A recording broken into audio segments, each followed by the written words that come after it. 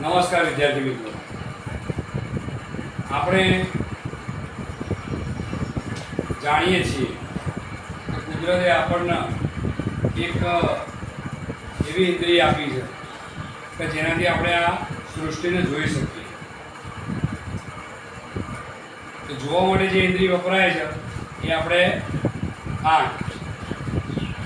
આંખથી આપણે આ સૃષ્ટિને જોઈએ છીએ.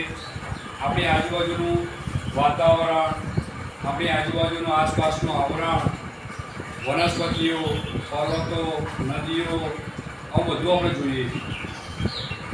પણ ઘણી એવી વસ્તુ છે કે જે વસ્તુઓ એટલી બધી નાની હોય છે કે જેને આપણી આજે આંખો જે રહી એ નરી આંખે જોઈ શકતી નથી. તો જે વસ્તુને આપણે નરી આંખે જોઈ શકતા નથી એને જોવા માટે એક ખાસ પ્રકારના યંત્રની જરૂર પડે કે જે યંત્રને સૂક્ષ્મદર્શક યંત્ર કહેવામાં આવે છે. તો આજે હું તમને સૂક્ષ્મદર્શક યંત્ર એની ઓળખ આપીશ. જો આને કહેવાય સૂક્ષ્મદર્શક યંત્ર, જેના અંગ્રેજીમાં માઇક્રોસ્કોપ. બરાબર, માઇક્રો એટલે સૂક્ષ્મ, કે જે આપણે નરી આંખે જોઈ શકતા નથી. હવે આના દરેકે દરેક ભાગ વિશે તમને કહી દઉં. બરાબર, તો સૌથી પહેલાં આપણે વાત કરીએ કે જેને હું પકડીને ઊભો છું. બરાબર, એ હાથો કહેવાય. શું કહેવાય? હાથો. બરાબર, આ નીચેનો પાયો છે. શું છે? પાયો. બરાબર, ત્યાર પછી આપ જોઈ શકો છો કે આ જે છે ત્યાંથી આપણે આ રીતે જોવાનું છે.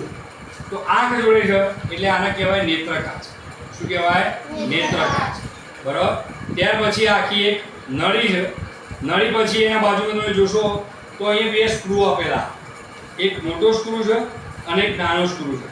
તો મોટા સ્ક્રૂ વડે અને નાના સ્ક્રૂ વડે તમે સરળતાથી તમને બતાવી દઉં કે આ રીતે આ ભાગ ઉપર નીચે કરવા માટે આ સ્ક્રૂનો ઉપયોગ થાય. દેખાય છે? જો ધીરે ધીરે અદ્ધર થશે. બરાબર, ખ્યાલ આવે કે નહીં આવતો? બરાબર, ત્યાર પછી એનાથી નીચે જોઈએ તો અહીંયા પણ તમને અલગ પ્રકારના કાચ દેખાઈ જાય છે. બરાબર, એ વસ્તુ કાચ કહેવાય. શું કહેવાય? વસ્તુ કાચ. બરાબર, ત્યાર પછી અહીંયા બે ક્લિપો આપેલી છે અને એના નીચે સ્ટેન્ડ આપેલું છે. તો જ્યારે આપણે કોઈ પણ કાચની સ્લાઇડ બનાવીએ, ડુંગળીના કોષની, ગાલના કોષની, તો એ સ્લાઇડ અહીંયા ગોઠવવામાં આવે અને અહીંયા ગોઠવ્યા પછી એના ઉપર ડુંગળીનો જે સફેદ પડ છે એ સફેદ પડ મૂકી ઉપર કવર સ્લિપ ઢાંકી અને ત્યાર પછી આપણે ધીરે ધીરે જોઈએ તો આપણને અંદરના કોષો જોઈ શકાય. ત્યાર પછી અહીંયા જોઈએ આપણે.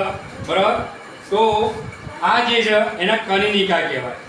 બીજી વાત કે જુઓ, અહીંયા આ પ્રકારે એક અરીસો આપેલો, એ અરીસો અહીંયા આપણે ગોઠવી દેવાનો.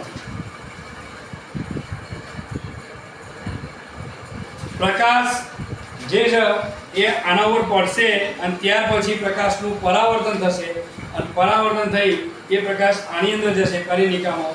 ત્યાર પછી અહીંયા લેન્સ દ્વારા આપણે આ જે સ્ક્રૂ છે નાનો મોટો એનાથી એડજસ્ટ કરી અને એ સ્લાઇડ આપણે નરી આંખે આપણે જે આ સૂક્ષ્મદર્શક યંત્રના માધ્યમથી એ સૂક્ષ્મ જે વસ્તુ છે, બરાબર, બેક્ટેરિયા, ફૂગ, એને પણ આપણે સરસ મજાનું એના અંદર કેવી રચના હોય છે એ પણ આ સૂક્ષ્મદર્શક યંત્રના માધ્યમથી આપણે જોઈ શકીએ છીએ.